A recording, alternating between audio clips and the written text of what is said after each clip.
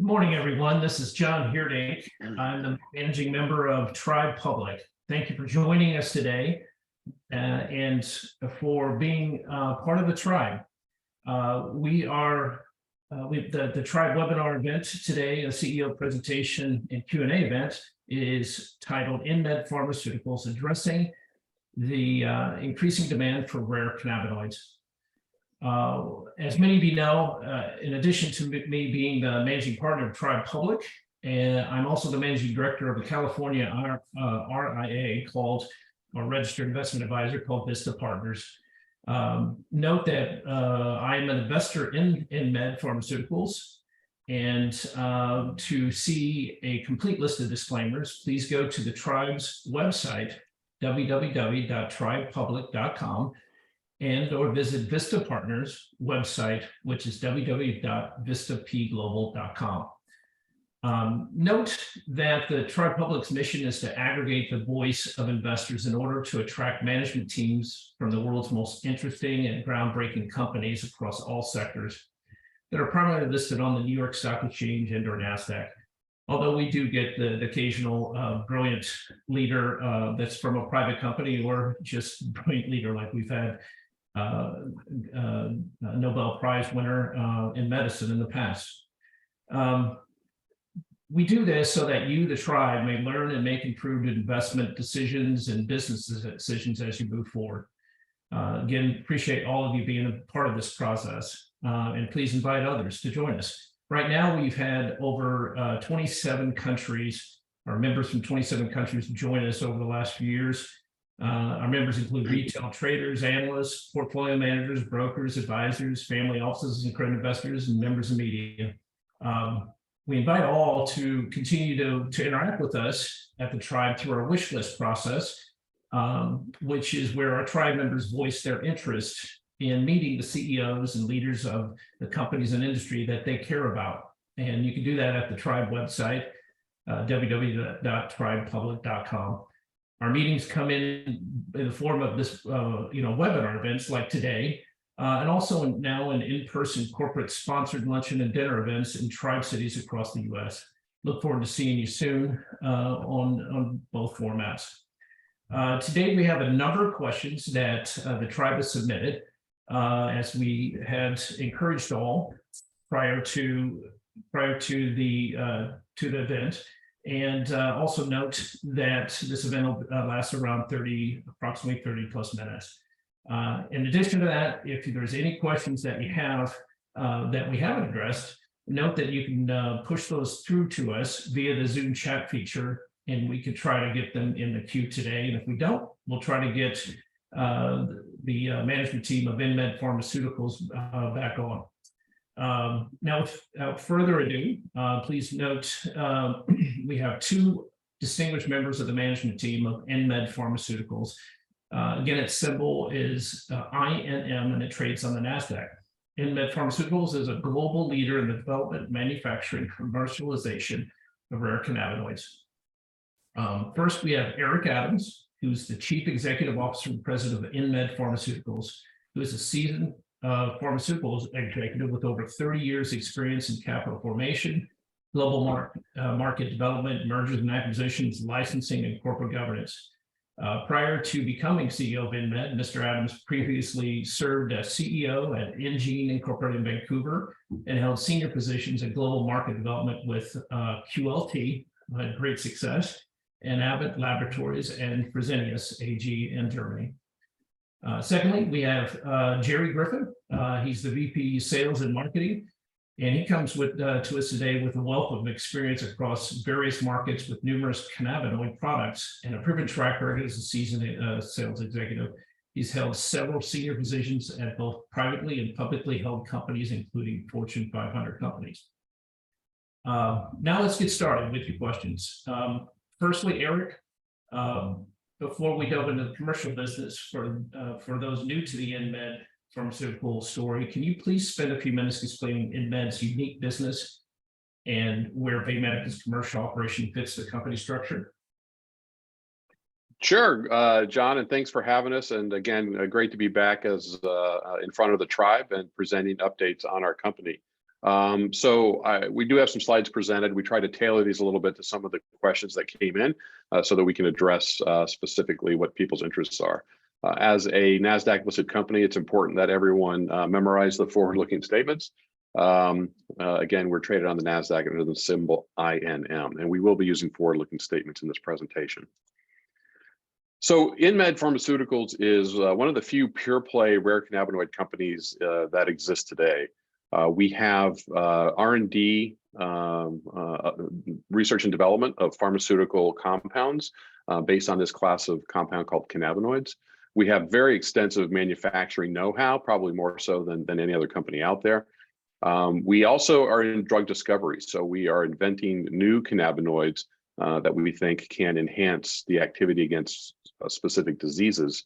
As Jerry will talk to in a few moments, we also have an interesting commercial business in the health and wellness space. InMed traditionally has been just a straight up pharmaceutical company. All of our compounds are targeting diseases with unmet needs, and we'll be going through the clinical trial process for FDA approval eventually with our various compounds. We have a phase 2 clinical trial that just completed, and we're getting ready for data readout there. We have in total 3 pharmaceutical drug development programs, and we have our own manufacturing approach that we think is very interesting for pharmaceutical grade cannabinoids. We started discussions with a company called BayMedica in South San Francisco a number of years ago, over 2 years ago, and it just seemed like a very nice dovetailing of efforts between our know-how and theirs. In particular, they have this commercial business that's a B2B business in the health and wellness sector. Additionally, they have an extensive library of cannabinoid analogs, so taking the natural compounds and augmenting them in a way to increase their efficacy against diseases. And they also had very significant manufacturing know-how in both chemical synthesis and biosynthesis. So we acquired the company about a year and a half ago, and really wanted to integrate certain parts of it into the drug development side of things while keeping the commercial business to business alive and thriving for the health and wellness industry. So when I talk about these two companies, InMed is the pharmaceutical hub, BayMedica is the health and wellness, over-the-counter products division. As I said, we have several pharmaceutical R&D programs for rare cannabinoids, starting with 2 programs that use the naturally occurring cannabinoid CBN.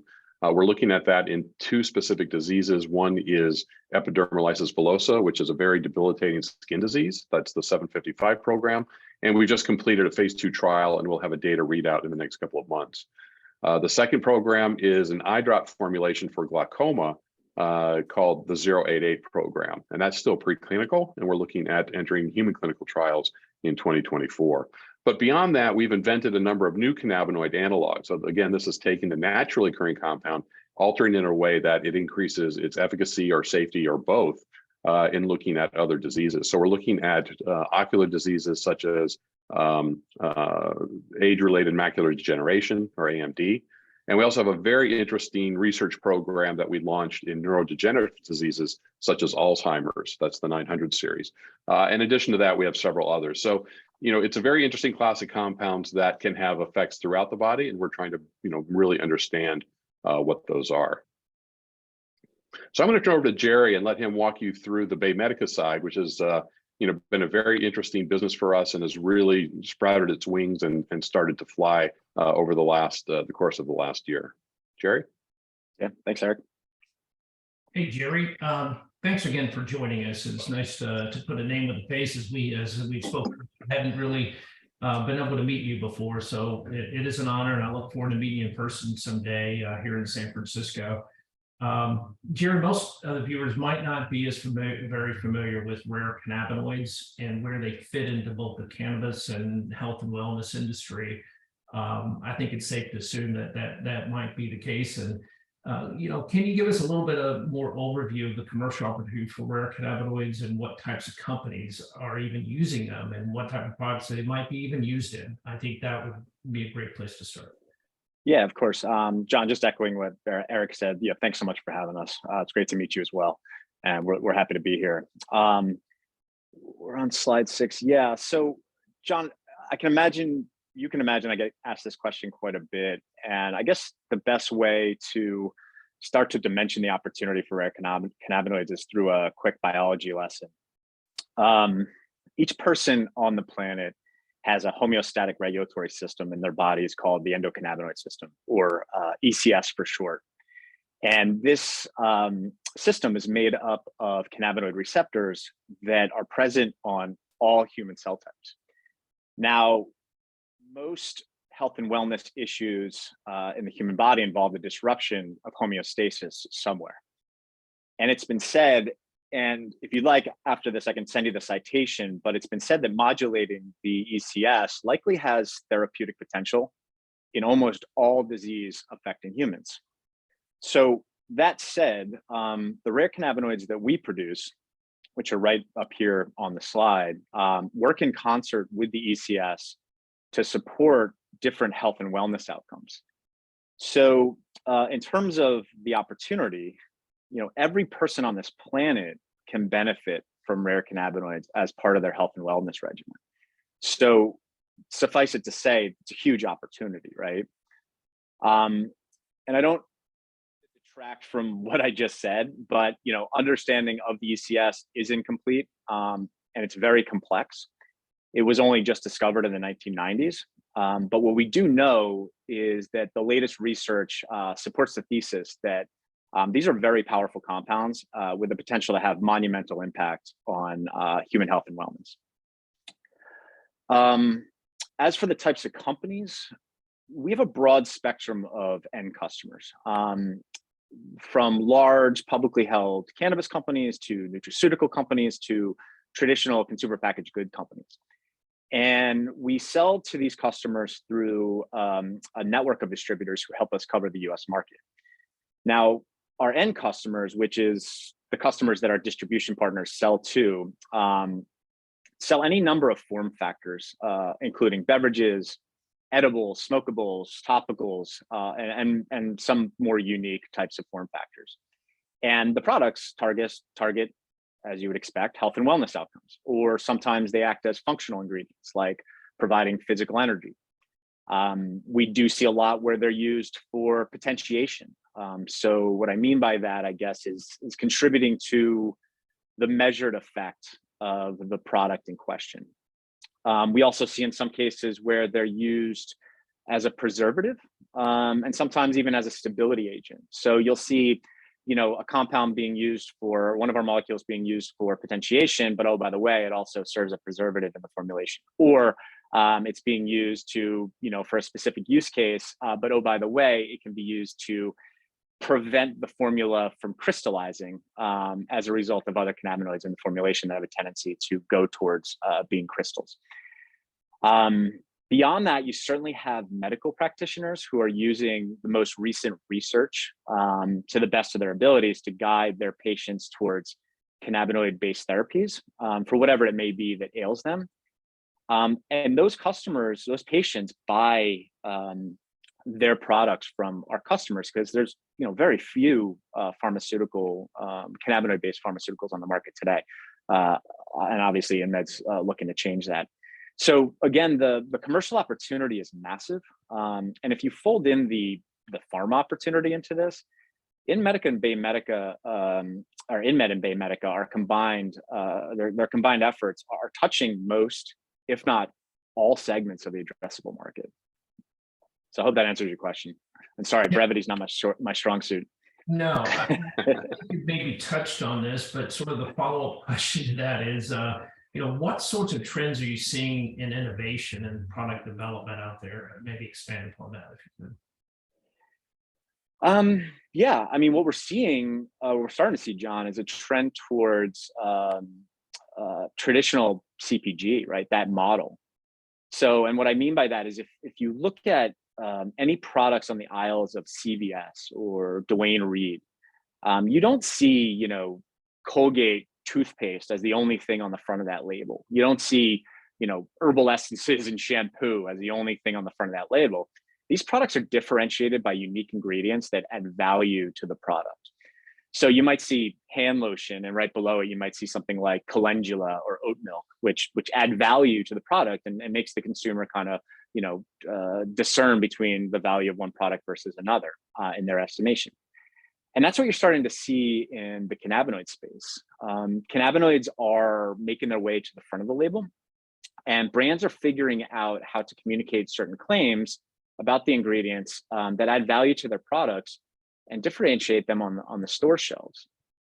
Now, everybody's heard the proverb, necessity is the mother of invention. And I think that's in play right now as well. It's a very cash constrained environment out there, as you can imagine. And the brands, though, they really need to continue to innovate. They need to continue to stay relevant. So what you're seeing is innovative new products being launched that are really retreads of existing form factors, but with the introduction of rare cannabinoids to make those products different and better. Now, these products have the ability to draw in new customers. They have the ability to raise the product's price point at retail. And by extension, they have the ability to create additional margin for the brand. Versus, I guess, the alternative, which is sinking a lot of capital into creating a brand new product with no guarantee that that product will actually sell through at retail. I don't mean to make it sound easy at all. I mean, cannabinoids are fickle, they're biphasic, and it takes know-how to formulate with them correctly. But again, the alternative of building a product from zero can cost a brand a lot of precious capital, and there's no real guarantees that they're going to get a return on that investment. Interesting. So as a follow-up to that, if I was, right now, these types of products that are on the market that are used in rare cannabinoids to make themselves, more attractive, more valuable, more useful, what have you. Where would one go to pick up these, and what form, what types of products are they in today? I mean, the short answer to the question is that, kind of consumer product that you see on the shelves, there is a cannabinoid version of that somewhere, right? The use cases, as I mentioned kind of early on in this, are very, very broad by nature of this system that you have in your body that's on all human cells, that have receptors on all human cells. And so the research is trickling out, but every day we learn new things. And, these cannabinoids are being, harnessed for a specific use case and a specific CPG product to do a specific thing. Or multiple things, right? Sometimes they can have a broad spectrum of effect. So you see, things as simple as a gummy. You see things that are lotions and topicals that, address different use cases for the skin. You see things that are used for, and I have to be careful how I kind of approach this, because we certainly don't want to be making any kind of claims that would fly afoul of the FDA, but certainly addressing a lot of use cases that for things that people would use. The alternatives would be things that are typically in people's medicine cabinets, right? Over-the-counter stuff, right? So you're seeing kind of alternatives to that, right? For different things that ails people. So did I answer your question?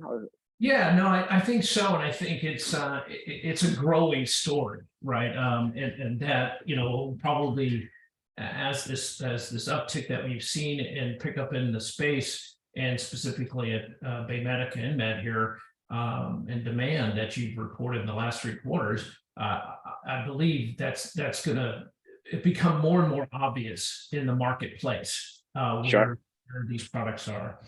Yep. Now, the next question sort of dovetails off of that. Says, you mentioned synthetic versus naturally derived and filling the supply gap in the industry. Can you please explain the relevance of this to the tribe? Yeah, sure. And this is kind of a loaded one, but let me see if I can be as concise as possible. The plant, the cannabis plant, is a very good factory for making certain cannabinoids. Cannabinoids like THC, CBD, and even CBG. The plant does a really, really good job of this. The plant also has been bred to make a lot of these cannabinoids. And these cannabinoids are actually pretty easy to separate from the plant via traditional extraction. Now, if you look at some of the cannabinoids that we produce, CBC or THCV, for example, these can be really difficult to produce at a mass market scale. They either exist in rather small amounts in the plant that requires a tremendous amount of biomass to create any useful quantities. And then, of course, you need the requisite infrastructure to grow them in the first place. Or they're just difficult to extract and isolate at scale. And in some cases, these cannabinoids have both of these problems, right? Both they're not represented well in the plant, and oh, by the way, it's really difficult to separate them from all the other stuff that comes out of traditional plant extraction. So we as a company endeavor to solve this problem by taking the plant out of it and allowing the brands to deliver products that include these powerful cannabinoids at mass market scale that would otherwise not be possible. Does that make sense?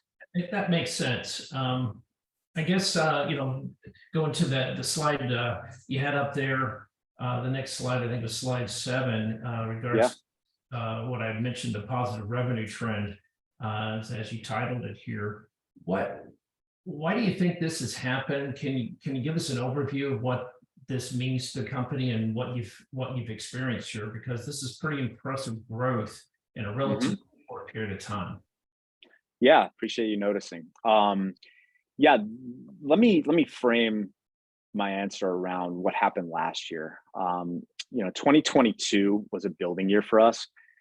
We had to make very sure that we could scale production and ultimately operationally digest the opportunity we felt we could create with our go-to-market plan. We also felt we could offer a lot of value by being a reliable supply chain partner, providing a frictionless buying experience, and ultimately setting the standard. There wasn't really a standard in the industry. Everybody's just trying to kind of figure it out.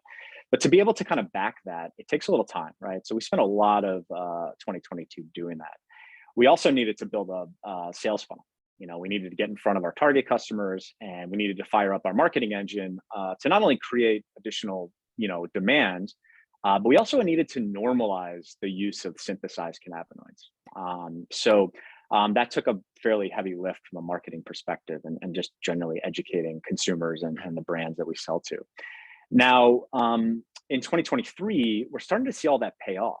As you can see on the slide, we've grown revenue over the last 2 quarters, including a 46% increase from Q1 to Q2, and triple-digit growth from Q2 to Q3 to the tune of 120%. Now, our best guess is that Q1 to Q2 was the inflection point we've been waiting for. And we are in kind of the shaft phase of the, hockey stick growth curve, right? So, going like that, and we're in this kind of explosive growth shaft phase of that chart. And I guess I'll say we have a bit of a perch above the entire cannabinoid value chain, meaning that we can see all activity across all the different segments. And it looks like we could end up with a very, very long hockey stick, which is great, of course. But I played hockey, and typically the guys that are on the ice with the longest sticks are typically also the ones that play a lot of defense. So we are certainly keeping an eye on new entrants into the market and any other potential disruptive forces.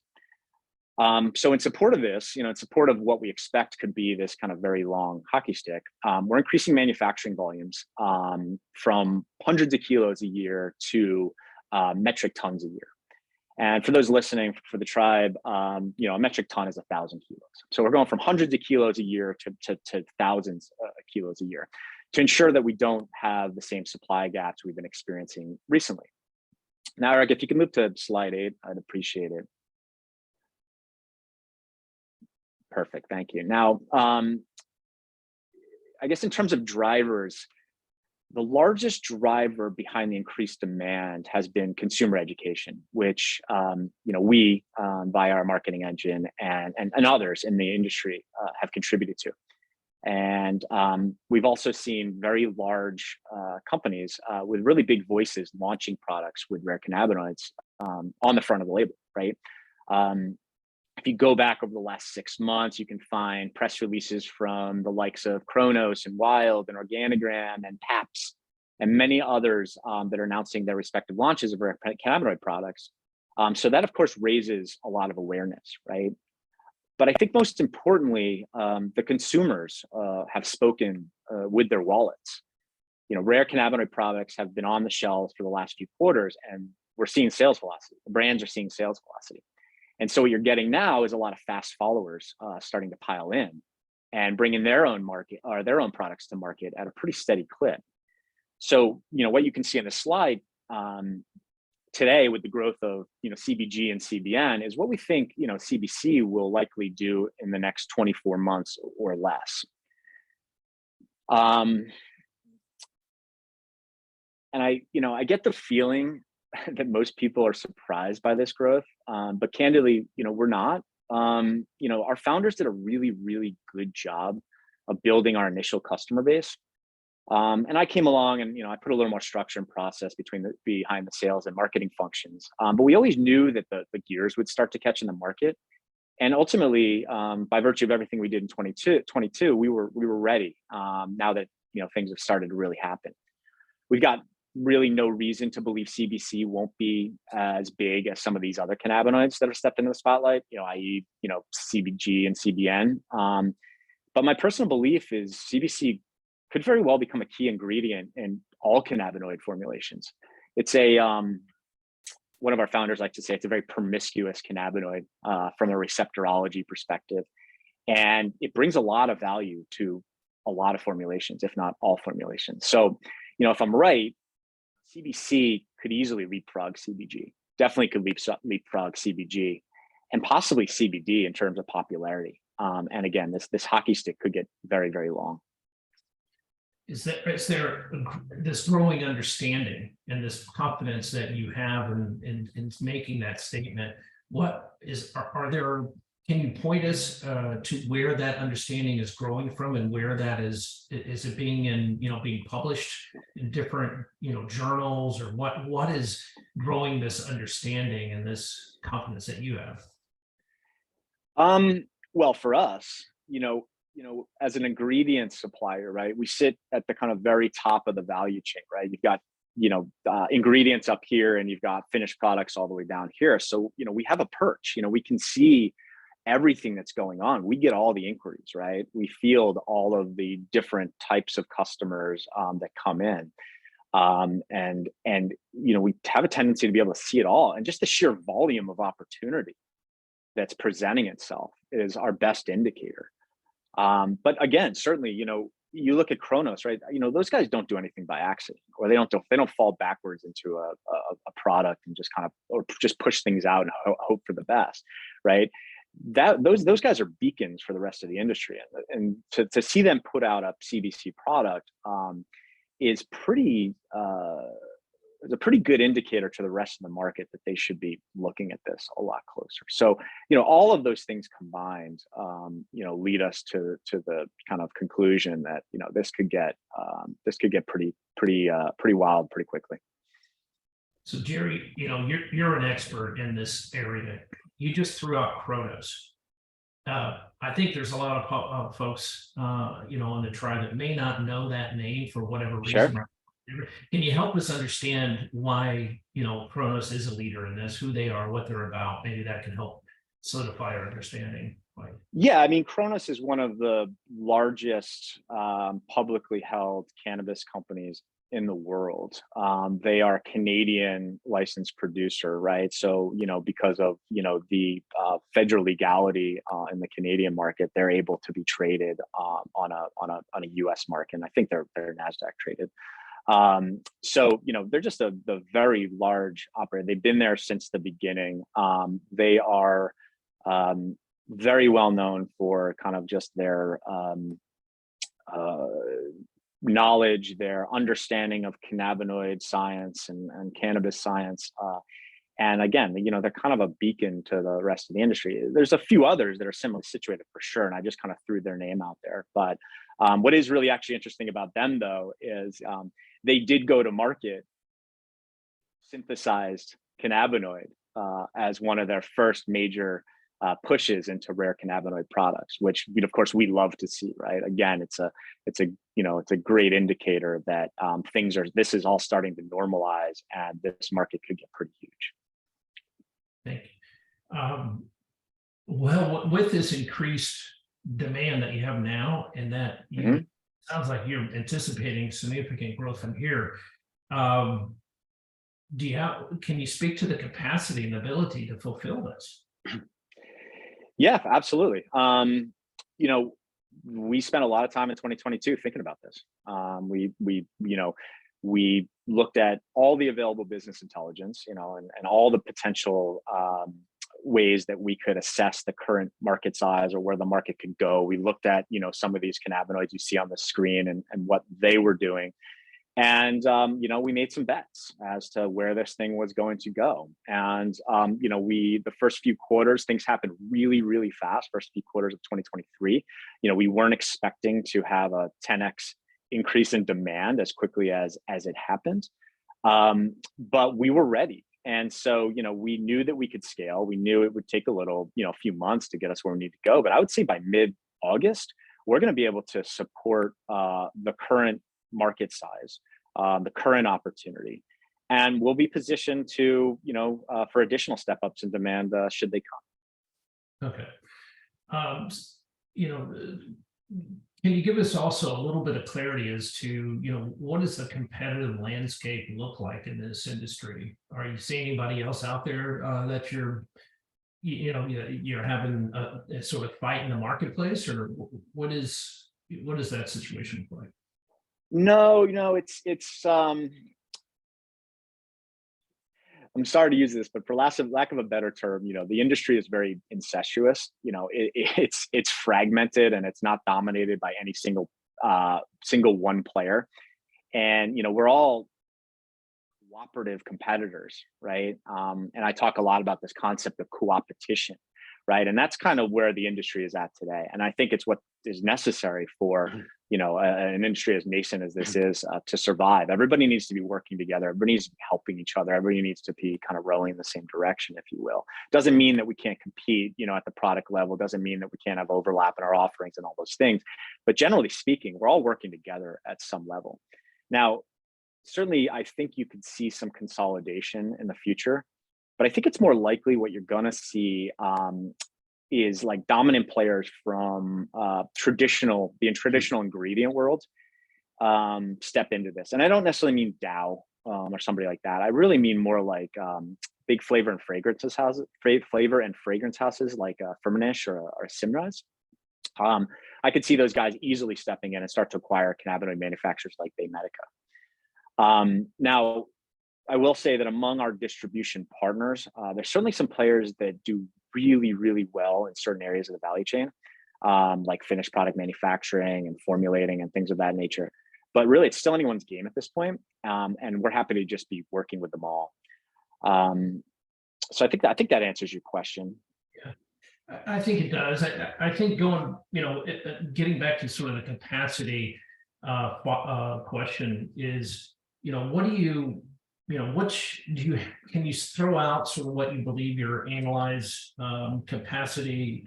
analyzed capacity ability is right now? And, if demand continues to rise, can you meet it? Can you, at this growth, this is pretty significant growth that we saw on, I think it was slide 6, where everybody's looking at BayMedica, and if, if they're coming to you, and also sort of related to that, are you considered the high quality, low cost competitor, or where are you in the framework?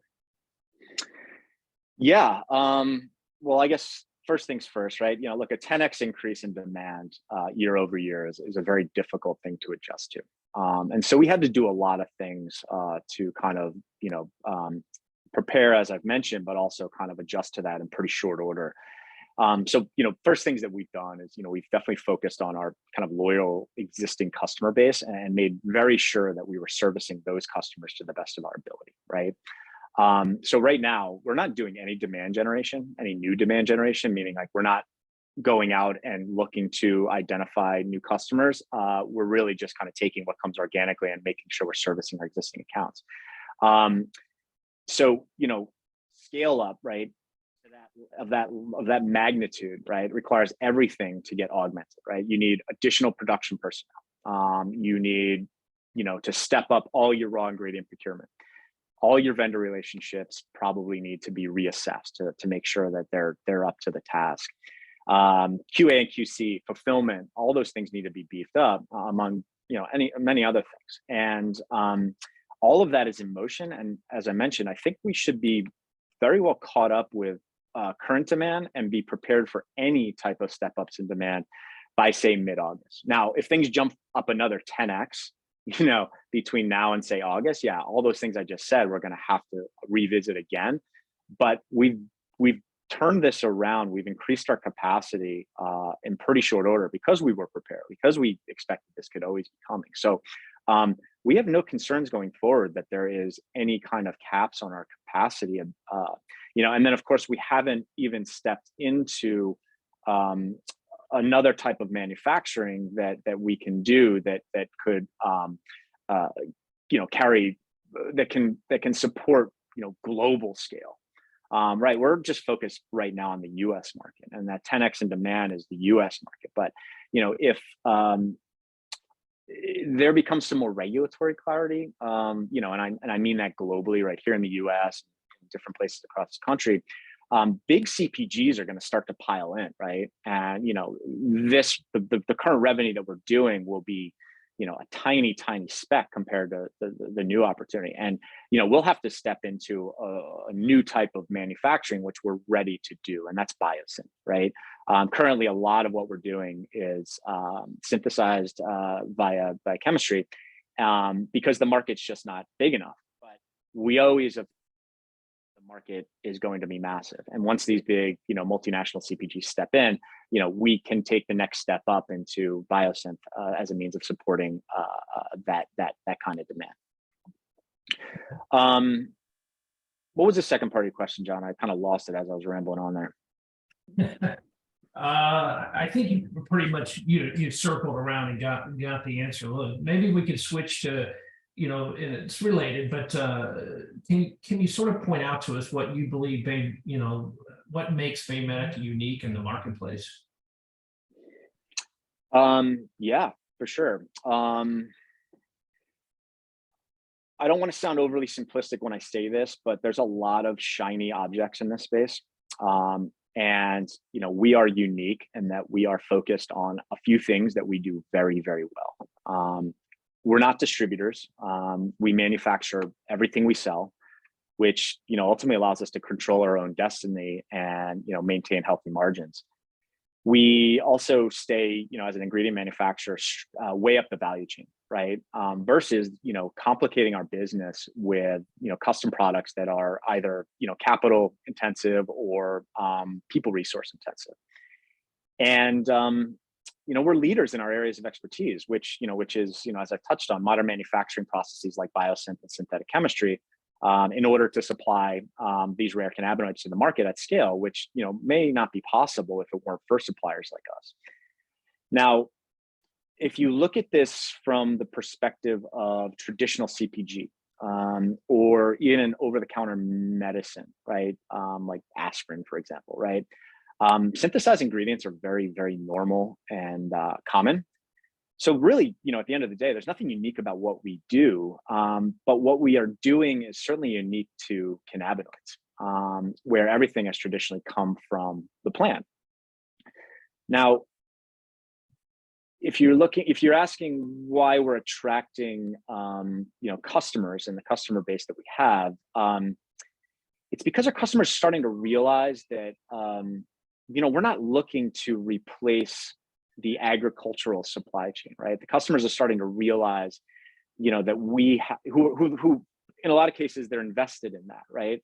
And I think they're starting to realize we have a tremendous amount of respect for the plant and all the people that fought to get things kind of where they are today. And we respect the craftsmen who cultivate and extract and formulate those finished products. And we've no intention of replacing that at all.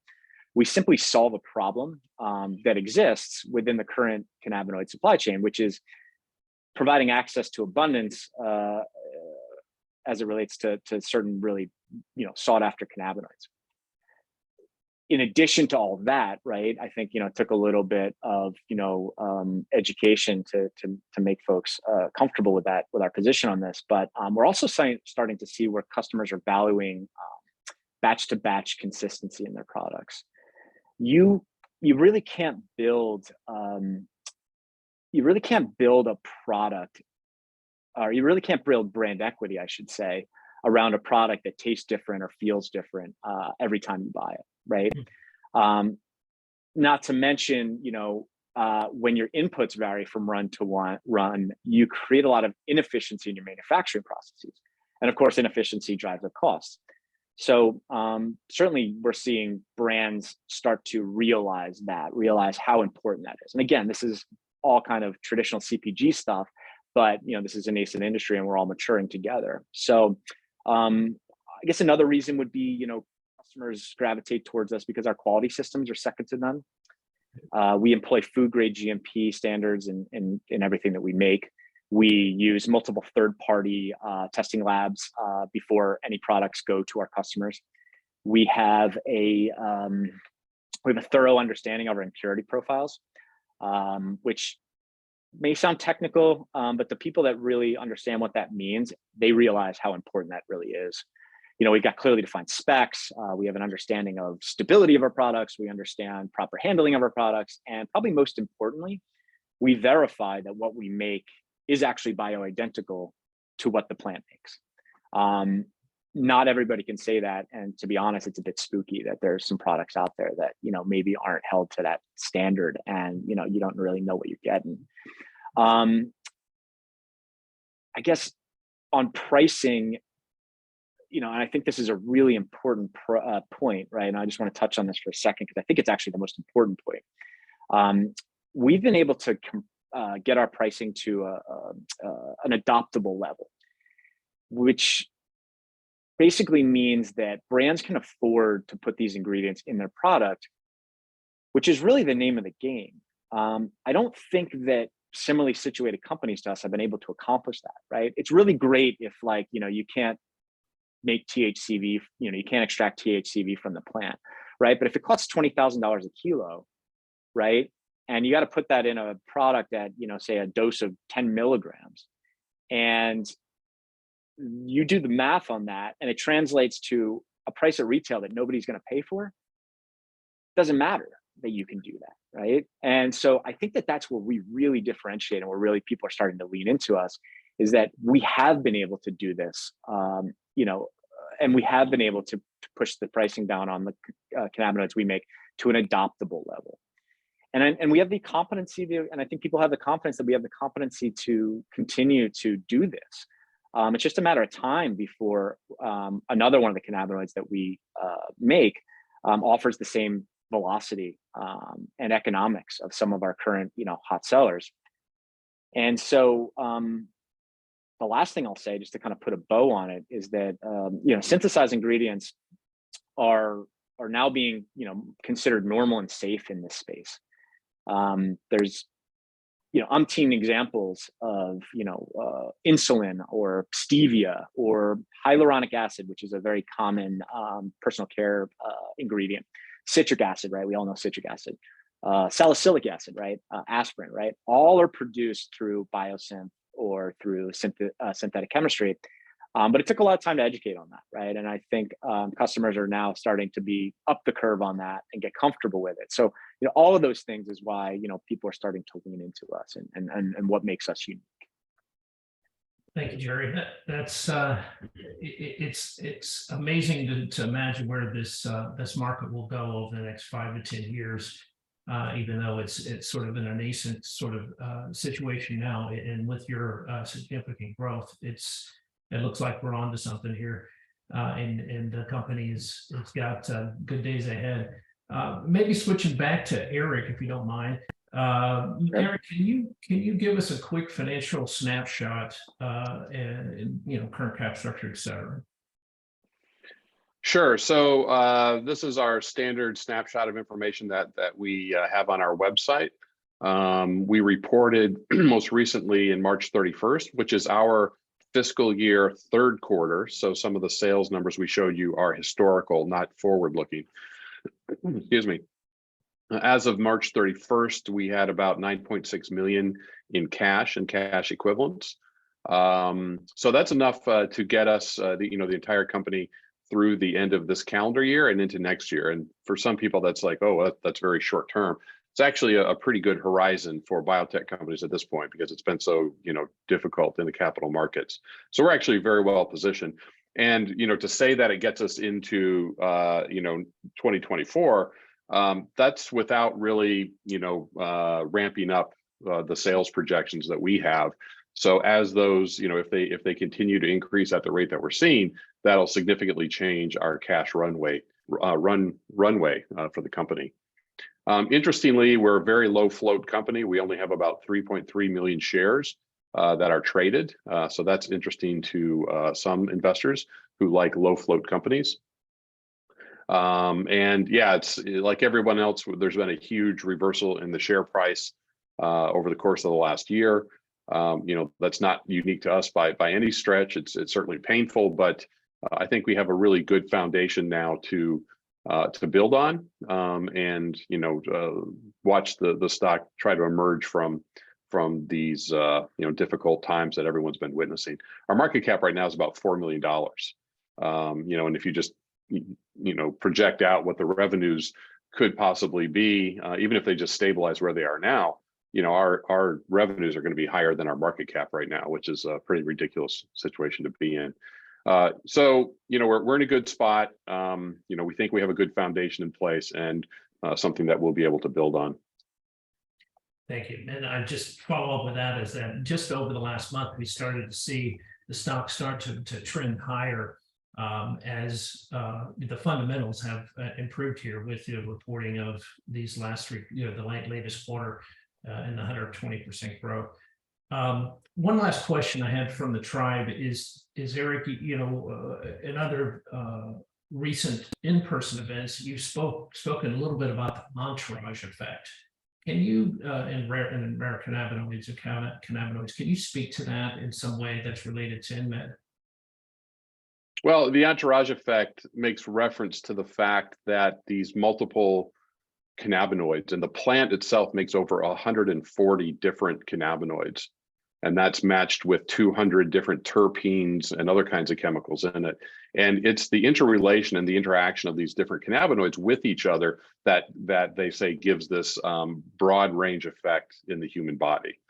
So, keep in mind that we, as a company, both as InMed and as BayMedica, we don't make anything that is psychoactive. So, THC is responsible for that. None of the compounds that we make, go into that arena. We don't make any CBD. We make a variation of CBD called CBDV and THCV, for instance, but they're non-psychoactive. So, but what we're seeing is that apparently, the role that CBC plays in combination with other cannabinoids is to, enhance their effects, maybe prolong their effects in some instances. So it's really the combination of these different ones and how they interact with the different receptors in the body that give a different effect. And that's what people are starting to experiment with. So you can have, for instance, just a CBD gummy that people would use, but if you start adding other cannabinoids to it, you can alter the overall effect in some way. And that's really where the market is going with this kind of experimentation as to what are the meaningful cannabinoids to have this entourage effect, this increase in potency or effect related to multiple cannabinoids. Thank you, Eric.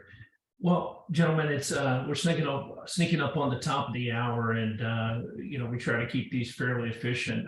Let me ask you one.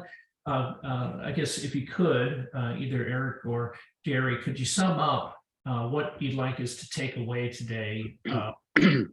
That pharmaceutical and opportunity that you have.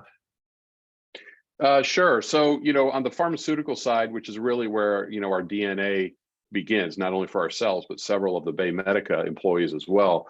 We've got a lot of exciting things going on. We have a phase 2 readout coming in the next couple of months. We'll be selecting our one drug that we'll be pushing forward in Alzheimer's research in the next couple of months. And we'll be reporting, the next quarter sales results in September. So, in the short term, we've got a lot of key value drivers. We're very well, positioned on the pharmaceutical drug development side. We have a number of things that we think could, serve as the foundation for starting discussions with other companies that might be interested in these kinds of programs.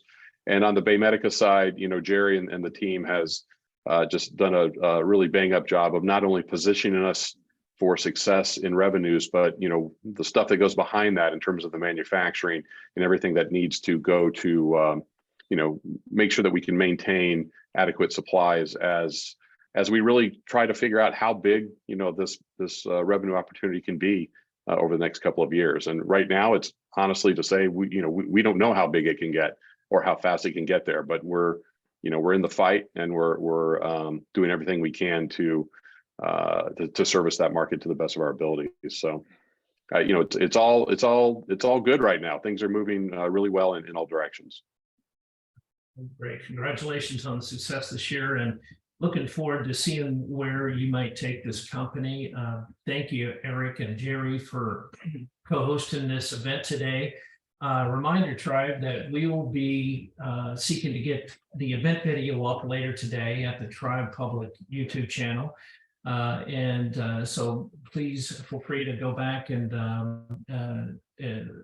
view anything that you might want to review here, and also share it with others.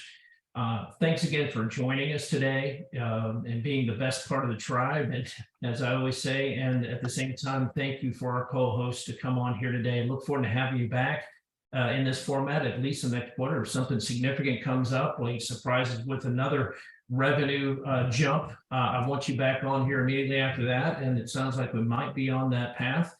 And in the meantime, Tribe, remember, if you want to meet with the management team of InMed in person at one of the Tribe cities, please submit your interest through the wish list process. We've had them out to a couple of places, and it's been a fascinating experience, and all have enjoyed meeting it with Eric and company. So thanks again. Have a great rest of the day, everyone, and we'll look forward to seeing you back on future programming.